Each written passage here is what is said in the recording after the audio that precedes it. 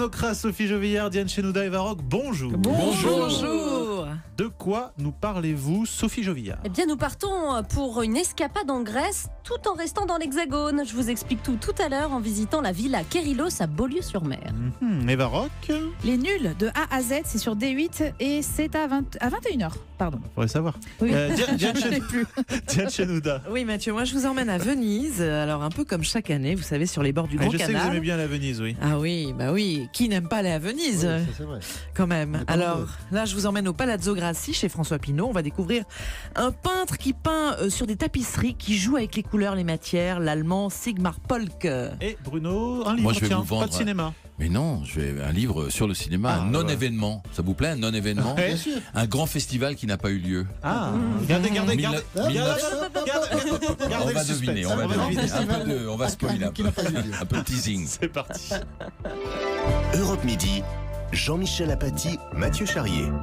Allez, on commence par un petit voyage. Sophie Jovillard, Oui. où est-ce que vous nous emmenez? Eh bien, en Grèce, en fait, en France, vous allez tout comprendre. Vous connaissez ou vous avez peut-être déjà entendu parler de la presqu'île de Saint-Jean-Cap-Ferrat. Oui, Ah, voir. oui, C'est beau. bien c'est chez sûr. moi. Michel. Voilà. C'est chez moi. C'est Moi, Sophie, j'ai exactement. vendu Nice Et moi j'ai Matin, vécu Saint-Jean-Cap-Ferrat. 3 ans. Et moi j'écrivais dans Nice Matin. Ah, non, moi, Allez.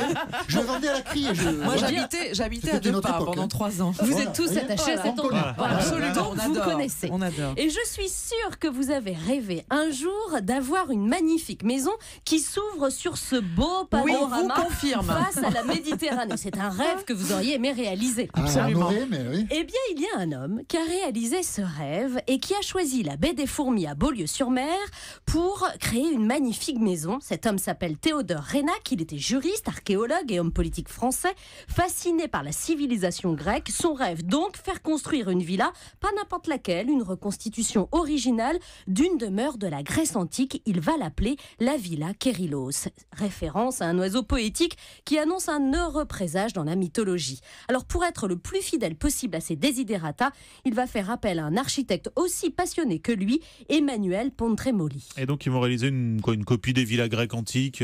Ah non, Ah non, non, c'est pas une copie, ils vont créer une œuvre originale en Comment vous y pensant allez, grec. Mathieu C'est Bah vraiment oui. une très belle villa. Ils faut le dire. pensaient grec, exactement. Ils vont s'inspirer des maisons nobles du IIe siècle avant Jésus-Christ de l'île de Délos pour bâtir une villa en front de mer. Alors les colonnes en marbre de Carrare, les fresques et les mosaïques, la chambre du maître des lieux dédiée à Eros, bien évidemment, le dieu de l'amour, les statuaires, les piscines, les bains, etc.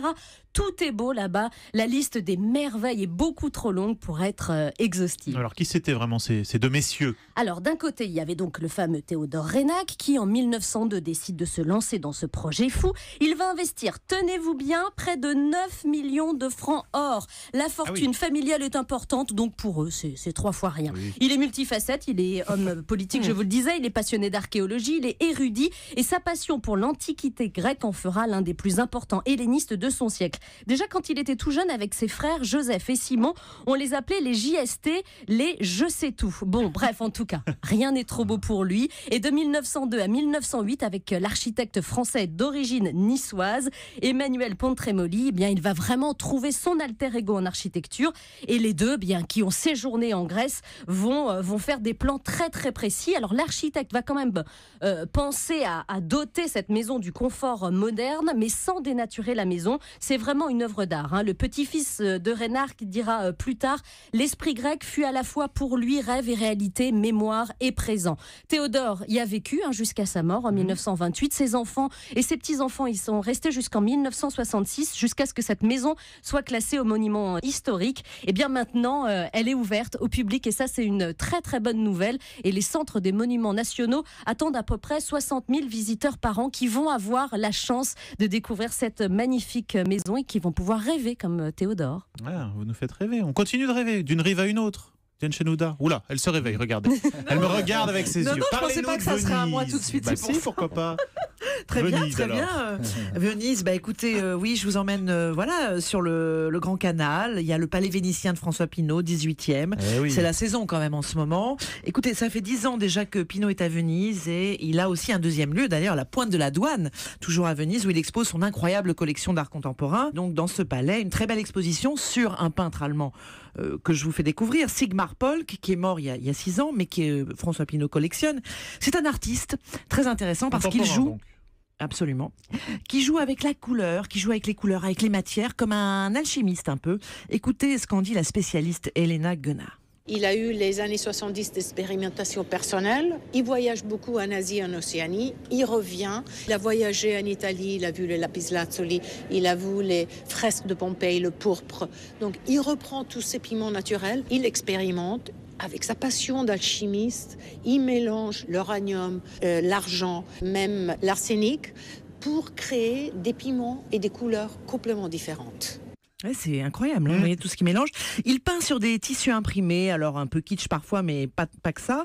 Sur du polyester, sur plein de matières différentes, avec des motifs de parquet. Il peint sur la toile et aussi au dos de la toile. Il joue avec les effets de lumière, de transparence. Il peint à l'acrylique, mais aussi avec des lacs de couleurs vives, des rouges sang, des bleus électriques, de la résine, de l'aluminium, on l'entend, et de l'argent et même de l'or. Il peint sur des photos de journaux. Alors, il a commencé comme ça, sur des magazines il agrandissait. Ensuite, il projetait sur une toile. Et il a commencé par peindre des petits points. C'est vraiment sa technique dans les années 60. Il y a un effet d'optique hallucinant. Quand on a le nez sur la toile, on ne voit que de petits points noirs sur du blanc. Et quand on s'éloigne, eh bien, on découvre tout à coup un paysage, des personnages, une plage, par exemple, qui apparaît. Vous avez, c'est quand même du figuratif. Vous avez 2 énormes toiles très colorées, rose et bleu, qui font partie de la collection Pinault, qui évoquent le cirque. Là, je vous donne un exemple de toile avec un cheval, un clown, un éléphant. Il y a quelque chose d'à la fois gai et de mélancolique. Et vous avez aussi des toiles, c'est très intéressant, inspirées de l'histoire ou de l'actualité. Et là, vous voyez les réfugiés, on a l'impression qu'ils sont en train de sauter un fil de fer. Et le vert qui nous donne la terreur, le mouvement, l'émotion. Mais alors les réfugiés, il a peint quand ? Parce que là, on est en pleine actualité. 92. C'est pour ça que c'est un peintre visionnaire. Incroyable, hein ? Alors, bon, en même temps, l'histoire des réfugiés, c'est vrai que c'est quand même quelque chose qui traverse l'histoire, effectivement. Je suis d'accord. Il y a, pour terminer, une série inspirée de la Révolution française. On voit des enfants jouer, mais quand on s'approche, eh bien, on voit qu'ils jouent avec une tête découpée. Oula, ça donne envie votre œuvre. Non, mais c'est plein de couleurs, vous l'avez compris. Si. Bon, Sigmar Polke au Palazzo Grassi à Venise. Dans un instant, la suite des découvertes. Bruno qui nous parlera d'un grand festival qui n'a pas pu avoir lieu. On garde encore un petit peu le mystère. Et le programme télé des Baraques. À tout de suite. Europe Midi revient dans un instant.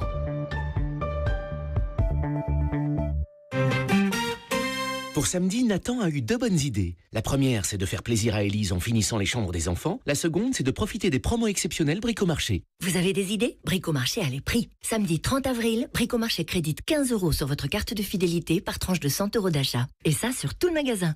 Bricomarché, pouvoir tout faire, moins cher. Le 30 avril, 15 € offerts par tranche de 100 € d'achat. Info sur bricomarché.com. Avec Eric et Isabelle pour une randonnée sportive.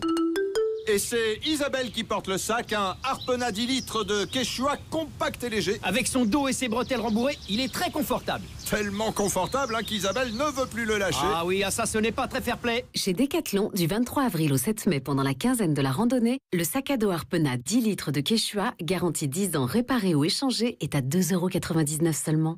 Decathlon, à fond la forme, voir conditions en magasin et sur decathlon.fr. Carrefour Market. Vivement l'été, une bonne glace sur la plage. Ah, mais c'est encore loin. Pourquoi attendre, Michel ? Jusqu'au 8 mai chez Market, pour 2 boîtes de cônes glacés extrêmes de Nestlé achetées, la 3e est gratuite. Et c'est aussi valable sur de nombreux produits de marque. Oh, une bonne glace, je ferme les yeux. Faites-moi la mouette, les vagues. Carrefour Market, le plein de fraîcheur et d'économie. La boîte de 6 cônes, 426 grammes. Panachage possible, magasin participant sur carrefourmarket.fr. Disponible dans les drives Carrefour Market. Pour votre santé, limitez les aliments gras, salés, sucrés. J'adore les très longues files d'attente. J'adore quand le métro tombe en panne. J'adore attendre ma femme quand elle essaye des vêtements. J'adore qu'on mette beaucoup de temps à me servir au restaurant. Et surtout, j'adore les salles d'attente. Vous allez adorer avoir du temps. Avec l'application MyCanal sur smartphone, tablette et PC, emmenez vos chaînes préférées partout où vous allez, même hors connexion. Et en ce moment, téléchargez l'application et profitez d'1 mois pour découvrir Canal+ et Canalsat gratuitement et sans engagement. Rendez-vous sur mycanal.fr. Offre soumise à conditions sous réserve de disponibilité des programmes et selon les écrans. Chérie, devine où on part en vacances. En Bretagne ? Non. Encore ? Non plus, on part... C'est Netto, vite. C'est l'alerte discount. Aujourd'hui et demain, les 20 chipolatas au merguez Origine France sont à 3,49 €. Netto, le discounter qui fait la différence. 1 kilo. Pour votre santé, bougez plus. Europe Midi, Jean-Michel Apathy, Mathieu Charrier. Et à 13h52 sur Europe 1, voici la suite des découvertes d'Europe Midi avec votre soirée télé et du cinéma avec un festival qui n'a pas eu lieu. Bruno, nos auditeurs n'en peuvent plus. Oui. Quel est ce festival qui n'a pas pu... Cannes 1939. Oui, le festival a commencé en 1946. Et c'est drôle, Diane parlait à l'instant de Venise. Tout ça, c'est à cause de Venise. Car le festival de Venise qui existait depuis 1932 était devenu fasciste. Voilà, tout simplement. Je vois, vous connaissez bien vos classiques. Les derniers films primés, c'était quand même Les Dieux du Stade de Leni Riefenstahl. Et puis un film italien. L'un nazi, le film italien était fasciste. Il fallait faire ça et la politique était rentrée à Venise. Et les Américains et les Anglais, en 1938, après avoir vu primer Leni Riefenstahl, ont dit on ne revient pas. Et Philippe Erlanger, qui était un pont dans le cinéma, dans les arts, dans la politique, s'est dit en revenant de ce festival de Venise un peu nauséeux, et si on faisait un festival à Cannes? Au début, ils avaient pensé à Biarritz. Mais Cannes a fait du lobbying parce que Cannes, ça prolongeait bien la saison au niveau des hôtels. C'était en septembre, hein, c'était prévu en septembre. Donc ils s'étaient dit, ils se sont dit, ça va être génial. D'autant plus que Goebbels et Hitler étaient furieux parce que quand ils avaient vu qu'à Venise, c'est une anecdote, la grande illusion de Jean Renoir avait eu la coupe Mussolini, il faut le faire. Hitler et Goebbels n'avaient pas du tout apprécié qu'on voit dans la grande illusion une sentinelle ne pas tirer sur les gens en train de s'évader. Et il dit, ça c'est pas possible qu'une sentinelle allemande ne tire pas sur... C'est pas correct. Et alors j'ai une anecdote incroyable dans ce livre qui s'appelle Cannes 39, le festival qui n'a pas eu lieu. Il y a le carnet de Goebbels, et à un moment il dit, je parle du Führer, du film, de Leni Riefenstahl, et à un moment j'ai noté, vendredi 22 décembre 1937, Goebbels, j'offre au Führer 32 excellents films des 4 dernières années et 12 films de Mickey Mouse dans un merveilleux album coffret artistique. Il se réjouit beaucoup du cadeau, il est tout heureux de ce trésor qui va lui procurer, je l'espère, beaucoup de joie et de détente. C'est incroyable. Surréaliste. Et juste derrière, mercredi 9 février 1938, il faut remettre les pendules à l'heure, la déjudaïsation des exportations des films progresse, constate Goebbels. Donc voilà, tout était prêt pour ce festival 1939 de Cannes. Il y avait Norma Shearer, Cary Grant, Michel Morgan, Pierre Freinet, ils étaient en train d'y aller. Louis Lumière, 44 ans après l'arrivée du train en gare de La Ciotat, était arrivé en gare de Cannes, car le vieux monsieur vivait à Bandol, donc il est arrivé, c'était le parrain, le président d'honneur, il est arrivé, accueilli en août, je crois, Louis Lumière, 75 ans, donc tout était prêt. J'ai même un petit programme, je ne sais pas si ça va nous faire envie, à Mathieu et à moi. Alors, 1er septembre, grand dîner d'inauguration au Casino Palm Beach, 4 septembre, nuit du cinéma au Casino de Jean Lépin, avec l'apparition de toutes les vedettes internationales, 9 septembre, dîner de l'élégance, s'il vous plaît. C'est pas mal. Au Palm Beach de Cannes. 13 septembre, le souper de Mimi Pinson sur les terrasses de l'hôtel provençal de Jean Lépin. Voilà, c'était le programme de Cannes 1939. Et puis, le fin août, on a tout annulé. À côté des belles affiches de Cannes, il y avait les petites affiches de mobilisation. Donc voilà pourquoi le festival n'a pas eu lieu. 39 n'a pas eu lieu. Voilà, et ça a commencé en 46. C'est aux éditions Armand Collin. Armand Collin, et c'est Olivier Loub. Olivier Loub, absolument. Bon. Eva Rock, la soirée télé aura bien lieu. Oui. Les nuls de A à Z sur D8 à 21h. Oula. Originalité du format d'après vous? C'est un de A à Z, quoi. Ouais, par lettre, il y a des... Voilà. Donc originalité proche de nul quand même. Hein. Mais alors pour le coup, ça tombe bien, je vais vous dire. C'est pas pour faire du jeu de mots, mais c'est parce qu'en fait... Mettez-moi dans votre confidence si vous voulez qu'on fasse des jeux de mots. C'est pour évoquer les... Non, je disais ça parce que pour évoquer les nuls, en fait, on n'a pas besoin de blabla, on s'en fout un peu des témoignages à rallonge. Un immense best-of, c'est toujours mieux parce qu'on a quand même envie de revoir des images, se marrer de nouveau en écoutant notamment des parodies de publicité. Madame. Oui. Vous connaissez l'histoire de la conne qui dit non? Non, je connais pas. Ah, vous êtes une femme Barbara Gourde. Ouais, c'est possible. Barbara Gourde, des femmes qu'on n'oublie pas. Alors c'est une des publicités que vous pourrez voir évidemment, mais les nuls c'était aussi le duo Alain Chabat, Chantal Lobby dans les rôles de Maurice et Pénélope pour de vraies fausses infos, oui. La droite cherche un nouvel élan, c'est-à-dire qu'ils ont la femelle. Donc si vous aviez le mâle... Je pense qu'on peut la replacer à chaque fois, celle-là. Ça me fait rire.